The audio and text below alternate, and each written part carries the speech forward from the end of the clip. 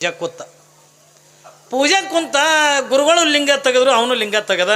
ಗುರುಗಳು ಲಿಂಗಕ್ಕೆ ನೀರು ಹಾಕಿದ್ರು, ತಾನು ಲಿಂಗಕ್ಕೆ ನೀರು ಹಾಕದ. ಗುರುಗಳು ಅದಕ್ಕೆ ಲಿಂಗಕ್ಕೆ ವಿಭೂತಿ ಹಚ್ಚರು, ತಾನು ಹಚ್ಚದ. ಅವರು ಹೂವು ಪತ್ರಿ ಏರ್ಸಿದ್ರು, ತಾನು ಹೂವು ಪತ್ರಿ ಏರ್ಸದ. ಹೂವು ಪತ್ರಿ ಏರಿಸಿ ಊದಿನ ಕಡ್ಡಿ ಬೆಳಗದ, ಆರತಿ ಬೆಳಗದ.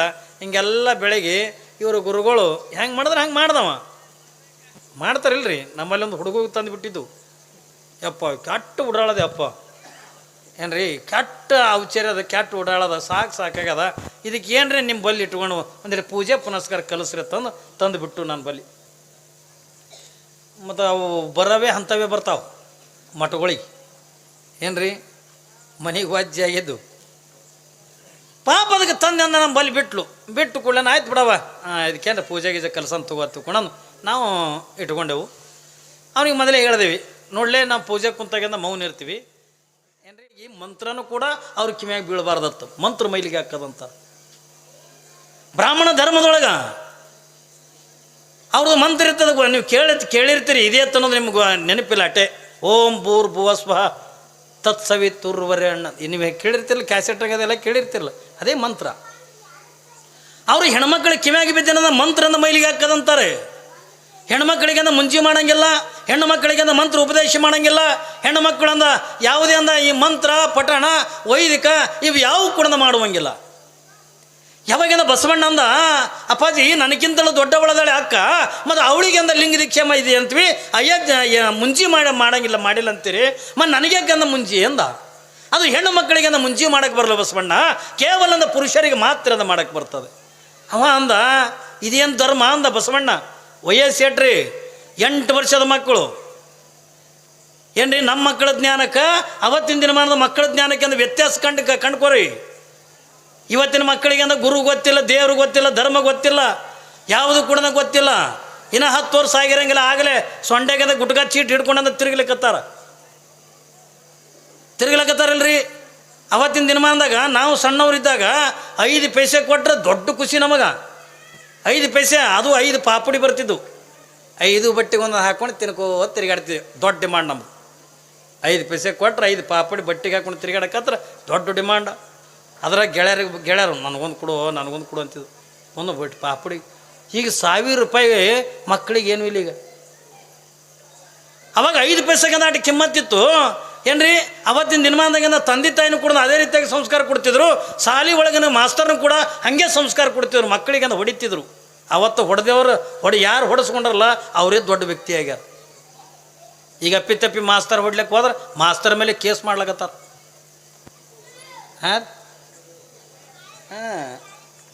ಕೇಸ್ ಮಾಡಕತ್ತಾರ. ಅವತ್ತಿನ ಜ್ಞಾನಿಯಲ್ಲಿ ಇವತ್ತಿನ ಜ್ಞಾನಿಯಲ್ಲಿ.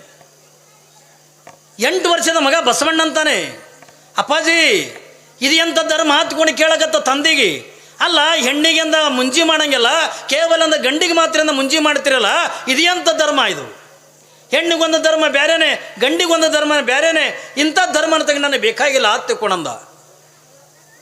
ಮಾದ್ರಸನಂತರ ಇಲ್ಲ, ನೀವು ಮುಂಜಿ ಮಾಡ್ಕೊಳ್ಳೇಬೇಕು. ಅಪ್ಪಾಜಿ ಮಾಡೋದಿತ್ತು ಅಂದ್ರೆ ನಮ್ಮ ಅಕ್ಕನಿಗೂ ಮಾಡ್ರಿ, ನನಗೂ ಮಾಡ್ರಿ. ಒಂದು ವೇಳೆ ಈ ಮುಂಜಿನ ಮಾಡೋದೇ ಇತ್ತು ಹತ್ತಿಕೊಂಡ್ರೆ ನಮ್ಮ ಇಬ್ಬರಿಗೆ ಮಾಡ್ರಿ, ಇಲ್ಲಾಂದ್ರೆ ಅಂದ ನಾನು ಕೂಡ ಮುಂಜಿ ಮಾಡ್ಕೊಳಂಗಿಲ್ಲ ಅಂದ. ಯಾವಾಗ ಮುಂಜಿ ಮಾಡ್ಕೊಳಂಗಿಲ್ಲ ತಂದಾಗ, ಬಸವಣ್ಣ ನಾ ಈ ಬ್ರಾಹ್ಮಣ ಧರ್ಮದ ಯಾವ ಅಧ್ಯಕ್ಷ ಇರ್ತಕ್ಕಂಥವ ನಾನು. ಇವತ್ತು ನನ್ನ ಮಗನನ್ನು ಮುಂಜಿ ಮಾಡ್ಕೊಳಂಗಿಲ್ಲ ತಿಳ್ಕೊಂಡ್ರ ಏನ್ರಿ, ನನಗೆ ಎಲ್ಲ ಬ್ರಾಹ್ಮಣ ಸಮಾಜ ನನ್ನನ್ನು ಬಯಸ್ಕರಂದ ಹಾಕ್ತದೆ. ಅದಕ್ಕೆ ನೀನು ಮುಂಜಿ ಮಾಡ್ಕೊಳ್ಳೇಬೇಕು. ಒಂದು ವೇಳೆ ಮುಂಜಿ ಒಲ್ಲೆ ಹತ್ತಿಕೊಂಡ್ರ ನನ್ನ ಮನೆಗೆ ನಿನಗೆ ಜಾಗಿಲ್ಲ ಹತ್ತಿಕೊಂಡ. ಯಾವಾಗಂದ ಬಸವಣ್ಣ ವಿಚಾರ ಮಾಡ್ತಾನೆ. ಯಾವಾಗಂದ 8 ವರ್ಷದ ಮಗ ಬಸವಣ್ಣ ಯಾವಾಗಂದ ಮುಂಜಿ ಮಾಡ್ಕೊಂಡ್ರೆ ಮಾತ್ರ ಈ ಮನೆಗಂದ ಇರ್ಲಕ್ಕಿಂದ ಅವಕಾಶ ಇದೆ. ಒಂದು ವೇಳೆ ಮುಂಜಿ ಮಾಡ್ಕೊಳ್ಳಿಲ್ಲ ತಂದ್ರೆ ಈ ಮನೆಗಂದ ನಿನಗೆ ಜಾಗ ಇಲ್ಲ ಹತ್ತಿಕೊಂಡು ತಂದು ಹೇಳಿದಾಗ ಅವಾಗಂದ ಬಸವಣ್ಣ ಅಂದ, ಅಪ್ಪಾಜಿ ನಾನು ಈ ಮನಿನೇ ಬಿಟ್ಟು ಹೋಗ್ತೇನೆ ಹೊರತಾಗಿ ಮುಂಜಿ ಮಾಡ್ಕೊಳಂಗಿಲ್ಲ ಅಂದ. ನೋಡ್ರಿ, 8 ವರ್ಷದ ಮಗನಿಗೆಂದ ಎಂಥ ಜ್ಞಾನ. ಅವತ್ತಿನ ದಿನಮಾನದೊಳಗಂದ ಏನ್ರಿ, ಒಂದು ಮಗುವಿಗೆಂದ ಜ್ಞಾನ ಎಂಥದ್ದು ನೀಡ್ತಿರ್ತಾರೆ. ಯಾವಾಗಂದ ಹೆಣ್ಣಿಗೊಂದು ಧರ್ಮ, ಗಂಡಿಗೊಂದು ಧರ್ಮ, ಇದು ಹೆಣ್ಣ ಗಂಡ ಅನ್ನುವಂಥ ಭೇದ ಭಾವ ಮಾಡ್ತಕ್ಕಂಥ ಈ ಧರ್ಮನೇ ಬೇಕಾಗಿಲ್ಲ. ಬಸವಣ್ಣ ಏನು ಹುಡುಕ್ಲಕತ್ತ ಹತ್ತುಕೊಂಡು ಕೇಳಿದ್ರೆ ಸರ್ವರನ್ನು ಸಮಾನ ದೃಷ್ಟಿಯೊಳಗಿಂದ ಕಾಣತಕ್ಕಂಥ ಧರ್ಮ ಬೇಕು. ಹೆಣ್ಣ ಗಂಡ ಅನ್ನುವಂಥ ಭೇದ ಇಲ್ಲ ಏನ್ರಿ, ಶ್ರೀಮಂತಿಕೆ ಬಡತನ ಅನ್ನುವಂಥ ಭೇದ ಇಲ್ಲ. ಆ ಜಾತಿ ಈ ಜಾತಿ ಅನ್ನುವಂಥದ್ದಿಂದ ಮೇಲು ಕೀಳುಗಳ ಸಂಬಂಧ ಇರದೇ ಇರತಕ್ಕಂಥ ಸರ್ವರನ್ನು ಕರೆದಿಂದ ಪ್ರೀತಿ ಮಾಡ್ತಕ್ಕಂಥ ಯಾವುದಾದ್ರೂ ಕೂಡ ಧರ್ಮ ಇತ್ತು ಅಂದ್ರೆ ಅಂಥ ಧರ್ಮವನ್ನು ಸ್ವೀಕಾರ ಮಾಡ್ತೀನಿ ಎತ್ತಿಕೊಂಡು ಬಸವಣ್ಣ ವೀರಶೈವ ಲಿಂಗಾಯತ ಧರ್ಮವನ್ನು ಸ್ವೀಕಾರ ಮಾಡ್ದ. ಏನ್ರಿ, ವೀರಶೈವ ಲಿಂಗಾಯತ ಧರ್ಮವನ್ನು ಸ್ವೀಕಾರ ಮಾಡಿ.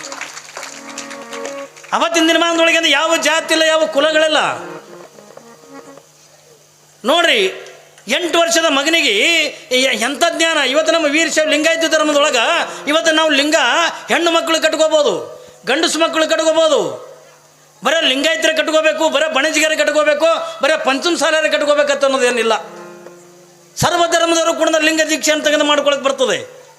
12ನೇ ಶತಮಾನದಾಗ ಮಾಡ್ಕೊಂಡ್ರಲ್ರಿ. ಡೋಹಾರ ಕಕ್ಕಯ್ಯ, ಮಾದಾರ ಚೆನ್ನಯ್ಯ, ಮೇದಾರದ ಕೇತಯ್ಯ, ಅಂಬಿಗರ ಚೌಡಯ್ಯ, ನೂಲಿಯ ಚಂದಯ್ಯ, ಎಷ್ಟು ಮಂದ್ರಿ ಇವರೆಲ್ಲರೂ ಕೂಡ ಲಿಂಗ ದೀಕ್ಷೆ ಅಂತ ತೆಗೆದು ಮಾಡಿಕೊಂಡ್ರು.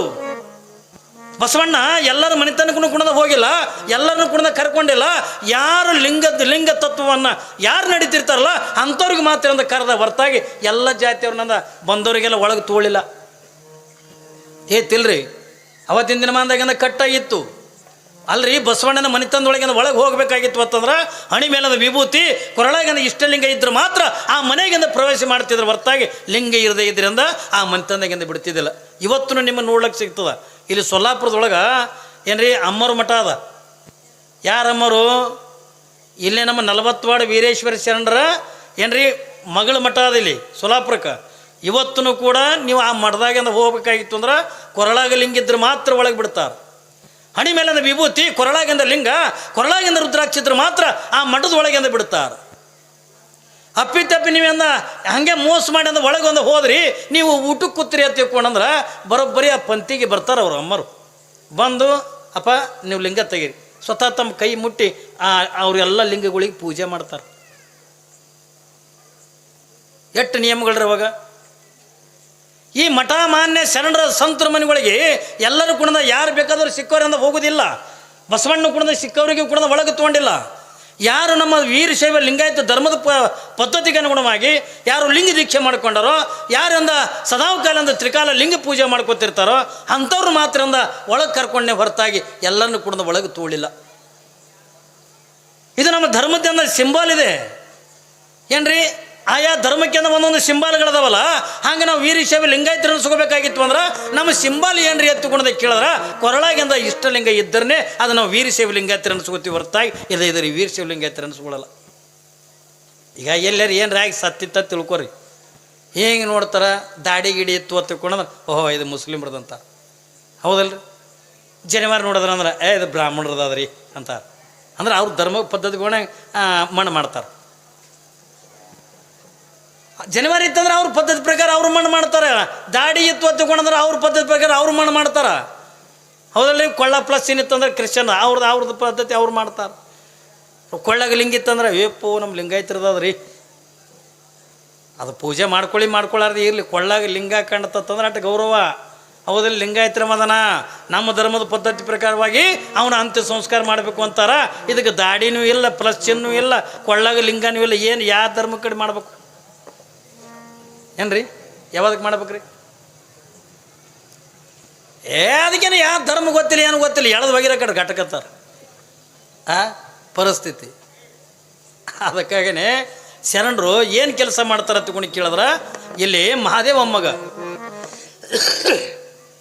ಹೆಂಗ ಏನ್ರಿ ಬಸವಣ್ಣ ಯಾವ ರೀತಿಯಿಂದ ತನ್ನ ಧರ್ಮವನ್ನೇ ತಿರಸ್ಕಾರ ಮಾಡಿ ನಮ್ಮ ವೀರಶೈವ ಲಿಂಗಾಯತ ಧರ್ಮಕ್ಕೆ ಬಂದು ಲಿಂಗ ದೀಕ್ಷೆ ಅಂತಕ್ಕಂಥ ಮಾಡಿಕೊಂಡು ಏನ್ರಿ ಲಿಂಗವನ್ನು ಕಟ್ಟಿಕೊಂಡು ನಿತ್ಯ ಆರಾಧನೆ ಮಾಡ್ತಿದ್ದ. ಶತಮಾನ ಹಳ್ಳರಡು ಅವರು ಅವತ್ತಿನ ದಿನಮಾನದೊಳಗೆ ತನ್ನದೇ ಆಗಿರ್ತಕ್ಕಂಥ ಧರ್ಮ ಅಂತಕ್ಕಂಥ ತಿರಸ್ಕಾರ ಮಾಡಿ ಯಾವ ಧರ್ಮ ಶ್ರೇಷ್ಠ ಐತಿ, ಎಲ್ಲರನ್ನು ಕೂಡ ಪ್ರೀತಿಯಿಂದ ಕಾಣ್ತಕ್ಕಂಥ ಧರ್ಮ, ಎಲ್ಲರನ್ನೂ ಕೂಡ ಸಮಾನ ದೃಷ್ಟಿಯೊಳಗಿಂದ ಕಾಣ್ತಕ್ಕಂಥ ಧರ್ಮ ಈ ಭೂಮಿ ಮೇಲೆ ಯಾವ್ದೈತಿ ಅನ್ನೋದನ್ನು ಹುಡುಕ್ತಾ ಬಂದು ಕೊನೆಗೆ ವೀರಶೈವ ಲಿಂಗಾಯತ ಧರ್ಮ ಅನ್ನತಕ್ಕಂಥದ್ದನ್ನು ಒಬ್ಬ ಗುರುವಿನಿಂದ ಲಿಂಗ ದೀಕ್ಷೆ ಅಂತಕ್ಕಂಥ ಮಾಡಿಕೊಂಡು ತನ್ನ ಬ್ರಾಹ್ಮಣ ಧರ್ಮದ ಏನ್ರಿ ತನ್ನ ಈ ಪೂರ್ವ ಜನ್ಮದ ಜನ್ಮ ತಾಳಿರ್ತಕ್ಕಂಥ ಮನೆತನವನ್ನೇ ತ್ಯಾಗ ಮಾಡಿ ಕೊನೆಗೆ ಏನು ಅಕ್ಕಾರ ಬಸವಣ್ಣವ್ರ ಹತ್ತಕೊಂಡೋದಕ್ಕೆ ಕೇಳಿದ್ರೆ ವೀರಶೈವ ಲಿಂಗಾಯತರಿಂದ ಹಾಕ್ತಾರೆ. ಈ ಎಲ್ಲ ವಿಚಾರಧಾರೆಗಳು ಅವತ್ತಿನ ದಿನಮಾನದೊಳಗ ಅಂದ ಎಲ್ಲ ಕಡೆನೂ ಕೂಡ ಗೊತ್ತಾಗಿತ್ತು. ಯಾವಾಗಿಂದ ಮಹಾದೇವಿಗಿಂದ 7-8 ವರ್ಷ ಆಗ್ಯಾವೆ. ತಂದೆಗೆ ಗೊತ್ತಿಲ್ಲ, ತಾಯಿಗೆ ಗೊತ್ತಿಲ್ಲ. ನಿತ್ಯನ ಕುಣಿದ ಗುರುವಿನಿಂದ ಮಠಕ್ಕಿಂದ ಹೋಗಬೇಕು. ಹೋಗಿಂದ ಬೇರೆ ಬಂದಿರ್ತಕ್ಕಂಥ ಜನರಿಗೆ ಗುರುಗಳಾಗಿರ್ತಕ್ಕಂಥ ಉಪದೇಶ ಮಾಡ್ತಕ್ಕಂಥದ್ದನ್ನು ಯಾವಾಗಿಂದ ಕೂತ್ಕೊಂಡು ಕೇಳಕ್ಕೆ, ಕೊನೆಗಿಂದ ಗುರುಗಳಾಗಿರ್ತಕ್ಕಂಥವ್ರಿಗೆ ತಂದೆ ತಾಯಿಯಿಂದ ಹೇಳ್ತಾರೆಪ್ಪ, ಇವಳಿಗೆ 8 ವರ್ಷ ಆಗ್ಯಾವೆ, ಇವಳಿಗೆ ಲಿಂಗ ದೀಕ್ಷೆ ಅಂತಕ್ಕಂಥ ಮಾಡಬೇಕು, ಇವಳ ಜನ್ಮ ಅಂತಕ್ಕಂಥ ಪಾವನಗೊಳಿಸ್ಬೇಕು. ಯಾವಾಗ ಈ ಮಾತುಗಳನ್ನು ಹೇಳಿದಾಗ ಗುರುಗಳಾಗಿರ್ತಕ್ಕಂಥ ಗುರುಲಿಂಗ ದೇವರು ಏನ್ರಿ ಅವಳಿಗೆ ಹಾಗೆ ಏನ್ರಿ ಬಂದು ಕೂಡ ಲಿಂಗ ದೀಕ್ಷೆ ಮಾಡಂಗಿಲ್ಲ, ಅವಳಿಗೆ ಉಪದೇಶ ಮಾಡ್ತಾರೆ. ಈಗ ತಾನೇ ನಾನು ನಿಮಗೆ ಅಂತ ಹೇಳಿದ್ನಲ್ಲ, ಲಿಂಗ ಅಂದ್ರೆ ಏನು ಏನ್ರಿ, ಹೆಂಗೆ ಲಿಂಗ ಅನ್ನುವಂಥ ವಿಚಾರಗಳನ್ನು ನಿನ್ನಿದಿಂದನೂ ಕೂಡ ಹೇಳಕತ್ತೀನಿ ನಾನು ನಿಮಗೆ. ಅಂಥ ಲಿಂಗ ಅಂತಕ್ಕಂಥ ಕೊಡಬೇಕಾಗಿತ್ತು ಅಂತಂದ್ರೆ ಆ ಲಿಂಗ ಯಾರು ಕೊಡಬೇಕು ಹೊತ್ತುಕೊಂಡದ ಕೇಳಿದ್ರೆ, ಇಲ್ರಿ ನಮ್ಮೂರ ದೊಡ್ಡ ಶ್ರೀಮಂತದನ ಏನ್ರಿ ಅವನೇ ಕೊಡ್ತಾನೆ ಲಿಂಗ ಹತ್ತಿಕೊಂಡ್ರೆ ಕೊಡ್ಲಾಕ ಬರಲ್ಲ. ಯಾರಿಂದಲೂ ಕೂಡ ಈ ಲಿಂಗ ಅನ್ನತಕ್ಕಂಥದ್ದಾಗಲಿ, ಮಂತ್ರ ಉಪದೇಶ ಅಂತಕ್ಕಂಥದ್ದಾಗಲಿ ಎಲ್ಲರಿಂದಲೂ ಕೂಡ ಕೊಡೋಕೆ ಬರಂಗಿಲ್ಲ. ಅದು ಯಾರಿಂದ ಬರ್ತದ ತಗೊಂಡ ಕೇಳಿದ್ರೆ ಒಬ್ಬ ಸದ್ಗುರುನಾಥನಿಂದನೇ ನಾವು ಲಿಂಗ ದೀಕ್ಷೆ ಅಂತಕ್ಕಂಥ ಪಡ್ಕೋಬೇಕು. ಏನ್ರಿ ಒಬ್ಬ ಗುರುವಿನಿಂದಲೇ ಲಿಂಗ ದೀಕ್ಷೆ ಪಡ್ಕೋಬೇಕು. ಸ್ವತಃ ಬಸವಣ್ಣವರೇನೋ ಒಂದು ಮಾತು ಹೇಳ್ತಾರೆ, ಗುರು ಹಸ್ತದಿಂದ ಅಲ್ಲದ ಲಿಂಗವು ದರೆಯ ಕಲ್ಲೆನಿಸಿತ್ತು. ಏನ್ರಿ ಅಪ್ಪಿ ತಪ್ಪಿ ಗುರುಗಳಿಂದ ಹಸ್ತ ಮುಟ್ಟಿ ಅಂದ ಬರಲಿಲ್ಲ ತಿಳ್ಕೊಂಡ್ರ, ಗುರು ಲಿಂಗ ಕೊಡ್ಲಿಲ್ಲ ತಿಳ್ಕೊಂಡ್ರ, ಬೇಡ ನಾನೇ ಅಂದ ಶ್ರೀಶೈಲಕ್ಕೆ ಹೋಗಿ ಅಂದ ಬೆಳ್ಳಿ ಲಿಂಗ ತಂದೆ, ಕಾಸಿಗೆ ಹೋಗಿ ಅಂದ ಬಂಗಾರ ಲಿಂಗ ತಂದಿನಿ ತಂದು ನಿಂದ ನೀ ಕಟ್ಕೊಂಡ್ರ ಅದು ಎಲ್ಲೋ ಬಿದ್ದಿರ್ತಕ್ಕಂಥ ಕಲ್ಲು ಹಾಕದೆ ಹೊರತಾಗಿ ಅದು ಲಿಂಗ ಆಗಲ್ಲ. ಸದ್ಗುರುನಾಥ ನಿಮ್ಮ ಶರೀರಕ್ಕೆ ಅಂದ ಸಂಸ್ಕಾರವನ್ನು ಕೊಡ್ತಾನೆ. ನಮ್ಮ ಜೀವನದ ಒಳಗೆ ನಾವು ಏನೇ ಪಡಿಬೇಕಾದರೂ ಎಂಥ ಯಾರು ಬೇಕತ್ತುಕೊಂಡೋದಕ್ಕೆ ಕೇಳಿದ್ರೆ ಒಬ್ಬ ಸದ್ಗುರುನಾಥ ಬೇಕು. ನಾ ಹೇಳಿದ್ನಲ್ಲ ಮೊನ್ನೆ, ಏನ್ರಿ ಒಬ್ಬ ಗುರು ಬೇಕು. ಗುರುವಿನಿಂದಲೇ ಲಿಂಗ, ಗುರುವಿನಿಂದಲೇ ಜಂಗಮ, ಗುರುವಿನಿಂದಲೇ ಪಾದೋದಕ, ಗುರುವಿನಿಂದಲೇ ಪ್ರಸಾದ, ಗುರುವಿನಿಂದಲೇ ವಿಭೂತಿ, ಗುರುವಿನಿಂದಲೇ ರುದ್ರಾಕ್ಷಿ, ಗುರುವಿನಿಂದಲೇ ಮಂತ್ರ. ಇವೆಲ್ಲ ಅಷ್ಟಾಭರಣಗಳಿಂದ ದೊರಿಬೇಕಾಗಿತ್ತು ಅಂತಂದ್ರೆ ಒಬ್ಬ ಗುರುವಿನಿಂದಲೇ ಸಿಗ್ತದೆ ಹೊರತಾಗಿ ಎಲ್ಲರಿಂದಲೂ ಕೂಡ ಸಿಗಾಕಂದ ಆಗಂಗಿಲ್ಲ. ಅದು ಎಂಥ ಗುರುನಾಥ ಬೇಕು? ಸದ್ಗುರುನಾಥ ತಗೊಂಡ್ರೆ ಸಮರ್ಥನಾಗಿರ್ತಕ್ಕಂಥ ಬೇಕು. ಸಮರ್ಥನಾಗಿರ್ತಕ್ಕಂಥ ಒಬ್ಬ ಜ್ಞಾನಿಯಾಗಿರಬೇಕು, ತಪಸ್ವಿ ಆಗಿರಬೇಕು. ಅಂಥ ಜ್ಞಾನಿ ತಪಸ್ವಿ ಆಗಿರ್ತಕ್ಕಂಥ ಗುರುವಿನಿಂದ ನಾವು ಲಿಂಗ ದೀಕ್ಷೆ ಅಂತಕ್ಕಂಥ ಮಾಡ್ಕೋಬೇಕು. ಬರೇ ಗುರು ಅಂತಂದ ಕೂಡನ ನೀವು ಗುರು ಅಂದ್ರೆ ಯಾರಿಗೆ ಅಂತೀರಿ? ಗುರು ಅಂದ್ರೆ ಯಾರಿಗೆ ಅಂತೀರಿ? ಇವತ್ತಿನ ದಿನಮಾನದೊಳಗಿಂದ ಭಾಳ ಮಂದಿ ಗುರುಗಳಾಗ್ಯಾರ. ಏನ್ರಿ ಹೆಣ್ತಿ 4 ಗುಮ್ಮದ್ಲತ್ತಂದ್ರೆ ಕಾವಿ ಬಟ್ಟೆ ಹಾಕ್ತಾನು. ಏನ್ರಿ ಈ ಗುರುಗಳು ಭಾಳ ಮಂದಿ ಆಗ್ಯಾರ. ಮಟ್ಕ ನಂಬರ್ ಹೇಳ ಗುರುಗಳು. ನಾವು ಇವ್ರ ಬಗ್ಗೆ ನಾವು ಹೇಳಂಗಿಲ್ಲ. ಗುರು ಎಂಥವ ಇರಬೇಕು, ಎಂಥವನಿಂದ ಲಿಂಗ ದೀಕ್ಷೆ ಮಾಡ್ಕೋಬೇಕು, ಎಂಥವನಿಂದ ನಾವು ಉಪದೇಶ ತೊಗೋಬೇಕಂತಕೊಂಡು ಕೇಳಿದ್ರೆ ಎಲ್ಲರಂದ ಏನ್ರಿ ಸಂಸಾರ ಅಂತಕ್ಕಂಥ ಬಿಟ್ಟು ಏನ್ರಿ ಕಾವಿ ಬಟ್ಟೆ ಹಾಕ್ಕೊಂಡು ನಾವು ಎಲ್ಲರಂದ ಮಟ್ಕ ನಂಬರ್ ಹೇಳ್ತಕ್ಕಂಥ ಗುರುಗಳ ಬಲ್ಲಿಂದ ನಾವು ಹೋಗೋದಲ್ಲ. ಏನ್ರಿ ಸದ್ಗುರುನಾಥನಾಗಿರ್ತಕ್ಕ ಸಮರ್ಥನಾಗಿರಬೇಕು, ಅವ ಒಬ್ಬ ಜ್ಞಾನಿಯಾಗಿರಬೇಕು. ಗುರು ಹತ್ತುಕೊಂಡ್ರೆ ಯಾರಿಗೇನಬೇಕತ್ತುಕೊಂಡ್ರೆ ಭಕ್ತನಲ್ಲಿ ಇರ್ತಕ್ಕಂಥ ಅಜ್ಞಾನವನ್ನು ಕಳೆದು ಸುಜ್ಞಾನದ ಬೆಳಕು ನೀಡ್ತಕ್ಕಂಥ ಸಾಮರ್ಥ್ಯ ಯಾವನು ಬಲ್ಲಿ ಇರ್ತದಲ್ಲ ಅವನಿಗೆಂದ ಗುರು ಅನ್ನಬೇಕೆ ಹೊರತಾಗಿ ಎಲ್ಲರೂ ಕೂಡ ಗುರು ಆಗಕ್ಕೆಂದು ಆಗಂಗಿಲ್ಲ. ಹೌದಲ್ರಿ? ನಮ್ಮಲ್ಲಿ ಇರ್ತಕ್ಕಂಥ ಅಜ್ಞಾನವನ್ನು ಕಳೀತಕ್ಕಂಥ ಸಾಮರ್ಥ್ಯ ಇರಬೇಕು. ನಮ್ಮಲ್ಲಿ ಇರ್ತಕ್ಕಂಥ ಅಜ್ಞಾನ ಅಂತಕ್ಕಂಥ ಕತ್ತಲೆಯನ್ನು ಕಳೀತಕ್ಕಂಥ ಸಾಮರ್ಥ್ಯ ಇರಬೇಕು. ಸುಮ್ಮನೆ ಅಂದರೆ ವರ್ಷಿಗೊಮ್ಮೆ ಅಂದ ಬಂದಿಂದ ಪಟ್ಟಿ ಮಾಡ್ಕೊಂಡು ಹೋಗೋ ಗುರುಗಳು ಅಲ್ಲ. ನಾ ಹೇಳಕತ್ತೀನಿ ನಿಮ್ಗೆ. ಯಾಕಂದ್ರೆ ಗುರುಗಳು ಹತ್ತಿಕೊಂಡ್ರೆ ಒಂಥರ ಇರ್ತಾರೆ. ನಮ್ಮಲ್ಲಿ ಒಬ್ಬ ಗುರು ಬಂದಿದ್ದತ್ತು ಮನೆ ಗುರುಗಳು ಹತ್ಕೊಂಡಿರ್ತಾರಲ್ಲ, ಪಾಪ ಮನೆ ಗುರುಗಳು ಹತ್ತಿಕೊಂಡು ಬಂದಿದ್ರು. ಬಂದ ಕೂಡಲೇನ ಅವ ಶಿಶಿ ಮಗ ಅವ ಏನು ಮಾಡ್ದ, ಎಂದೂ ಎಲ್ಲರೂ ವರ್ಷಿಗೊಮ್ಮೆ ಗುರುಗಳು ಬಂದಾರ ಹತ್ತಿಕೊಂಡಂದು ಪಾಪ ಮನ್ಯಾಗಿಂದ ಏನ್ರಿ ಒಂದು ಹೊಸ ಜಮ್ಕನಿತ್ತು, ಒಂದು ಹೊಸ ಕಂಬಳಿತ್ತು, ಚಂದಾಗಿಂದ ಪೂಜೆಕ್ಕಿಂದ ಹಾಸಿ ಅವಾಗೆಲ್ಲ ಕಾರ್ಗಿರಿ ಏನಿದ್ದಿಲ್ಲ, ಅವಾಗೆಲ್ಲ ಕಟ್ಲದ ಮೇಲೆ ಬರ್ತಿದ್ರು, ಎತ್ತ ಕುದುರೆ ಮೇಲೆ ಬರ್ತಿದ್ರು. ಪಾಪ ಗುರುಗಳು ಬಂದಾರ ತಂದ ಪೂಜೆದೆಲ್ಲ ವ್ಯವಸ್ಥೆ ಮಾಡಿ ತಾನು ಸ್ನಾನ ಮಾಡ್ದು, ಗುರುಗಳು ಸ್ನಾನ ಮಾಡಿದ್ರು. ಗುರುಗಳನ್ನು ಸ್ನಾನ ಮಾಡಿ ಗದಿಗೆ ಮ್ಯಾಗ ಕುಂತರು. ಅವನ ಶಿಷ್ಯನು ಸ್ನಾನ ಮಾಡಿ ಗುರುಗಳು ಎದುರಿಗೆ ಪೂಜೆ ಕುಂತ ಗುರುಗಳು ಲಿಂಗ ತೆಗೆದ್ರು, ಅವನು ಲಿಂಗ ತೆಗೆದ. ಗುರುಗಳು ಲಿಂಗಕ್ಕೆ ನೀರು ಹಾಕಿದ್ರು, ತಾನು ಲಿಂಗಕ್ಕೆ ನೀರು ಹಾಕದ.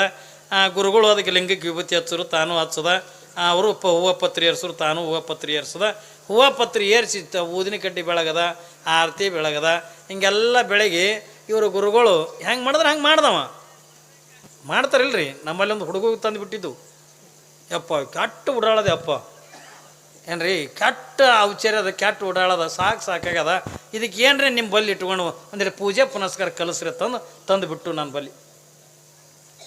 ಮತ್ತು ಅವು ಬರವೇ ಅಂಥವೇ ಬರ್ತಾವೆ ಮಠಗಳಿಗೆ, ಏನ್ರಿ ಮನೆಗೆ ವಾಜ್ಯ ಆಗಿದ್ದು. ಪಾಪ ಅದಕ್ಕೆ ತಂದೆ ಅಂದ ನಮ್ಮ ಬಲ್ಲಿ ಬಿಟ್ಟು ಕೂಡಲೇ ಆಯ್ತು ಬಿಡವ, ಇದಕ್ಕೇನ್ರ ಪೂಜೆ ಗೀಜೆ ಕಲ್ಸಂತ ತಗೋತಿಕೊಂಡು ನಾವು ಇಟ್ಕೊಂಡೆವು. ಅವ್ನಿಗೆ ಮೊದಲೇ ಹೇಳ್ದೇವಿ, ನೋಡಲೇ ನಾವು ಪೂಜೆ ಕುಂತಾಗಿಂದ ಮೌನ ಇರ್ತೀವಿ, ಏನ್ರಿ ಮೌನ ಇರ್ತೀವಿ, ನಾ ಹೆಂಗೆ ಮಾಡ್ಕೋತೀನಿ ಹಂಗಂಗೆ ನೀವು ಪೂಜೆ ಮಾಡ್ಕೊ, ಮಂತ್ರ ಗಿಂತ್ರ ಆಮೇಲೆ ಕಲಿಯಕತ್ತಿ, ಮೊದಲು ಪೂಜೆ ಹೆಂಗೆ ಮಾಡ್ಕೋಬೇಕು ಅದನ್ನು ಕಲಿ.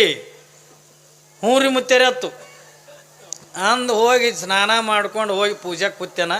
ಅವನು ಬಂದು ಇದ್ರಿಗೆ ಕೂತ, ನಾನು ನೀರು ಹಾಕಿದೆ, ಅವನು ನೀರು ಹಾಕದ, ನಾನು ವಿಭೂತಿ ಹಚ್ಚಿದೆ, ಅವನು ವಿಭೂತಿ ಹಚ್ಚದ, ನಾನು ಹೂವು ಪತ್ರಿ ಏರಿಸಿದೆ, ತಾನು ಹೂವು ಪತ್ರಿ ಏರಿಸದ. ಇಷ್ಟೆಲ್ಲ ಆಗೋದ್ರಾಗ ಅಲ್ಲಿ ಏನಾಯಿತು, ಇದ್ರ ಸಮಯ ಇತ್ತಲ್ಲ, ದೀಪ ಆರ್ತು, ಗಾಳಿಗಿಂದ ಸಮಯ ಶಾಂತ ಆಯ್ತು. ಆದ ಕೂಡ ನಾನಂದೆ, ಅವ ನನಗೆ ಹೆಂಗೆ ಮಾಡ್ತೆ, ದೀಪ ಹಚ್ಚತ್ ನಾ ಅನ್ನಕತ್ತೀನಿ, ಅವ ಇದ್ರೆ ನಾ ಅಂದೆ ಹತ್ನ, ಅವ ಇದ್ರೆ ಇದ್ರಿಗೆ ಒಂದು ಹೂವು ಇತ್ತು, ಮಾಡಿದೆ, ಹೂವು ತೊಗೊಂಡದಕ್ಕೆ ತಲೆಗೆ ಹೊಡೆದು ದೀಪ ಹಚ್ಚು ಅಂದೆ. ಅಂದು ಕೂಡ ನಾವು ಆ ಕಡೆ ನೋಡೋದು ಹೂವು ಇದ್ದಿದ್ದಿಲ್ಲ, ಇದ್ರಿಗೆ ಗಂಟಿತ್ತಲ್ಲ, ಗಂಟಿತ್ತು ಹಿಂಗೆ ಮಾಡು. ಇಲ್ಲಿ ಹಡಿಮೆ ಕಚ್ಚೋದು ನೋಡ್ರಿ, ಅದು ಹೊಡೆದಿದ್ದೆ ಹೆಂಗೆ ಮಾಡ್ತ. ಪೂಜೆ ಕಲಿಸೋದು ಭಾಳ ಹೈರಾಣ ಪಾಪ. ಇವಾಗ ಗುರುಗಳಿಂದ ಹೆಂಗೆ ಮಾಡ್ತಾನೆ, ಗದಿಗೆ ಮ್ಯಾಗ ಕುಂತಾರ ಗುರುಗಳು, ತಾನು ಅಂದ ಗದಿಗೆ ಎದುರಿಗೆ ಕುಂತಾನ, ಗುರುಗಳು ಹೆಂಗೆ ಮಾಡಿದ್ರೆ ಹಂಗೆ ತಾನು ಹಂಗೆ ಮಾಡ್ದ. ಗುರುಗಳು ನೋಡ್ರಿ, ಗುರುಗಳು ಮಂತ್ರ ಅನ್ನಬೇಕಿಲ್ಲ ಚಂದಾಗೆ, ಏನ್ರಿ ಸದ್ಯೋ ಜಾತಂ ಪ್ರಬದ್ಧಾಮಿ ಸದ್ಯೋ ಜಾತಾಯ ವೈ ನಮೋ ನಮ, ಹಿಂಗೆ ಮಂತ್ರ ಅನ್ನಬೇಕಿಲ್ಲ. ಗುರುಗಳು ಕೈಯಾಗ ಲಿಂಗ ಹಿಡ್ಕೊಂಡು ಇವ್ರ ಕಣ್ಣು ಕೂತದ ಜಮಖಾನಿ ಕಂಬಳಿ ಮೇಲೆ,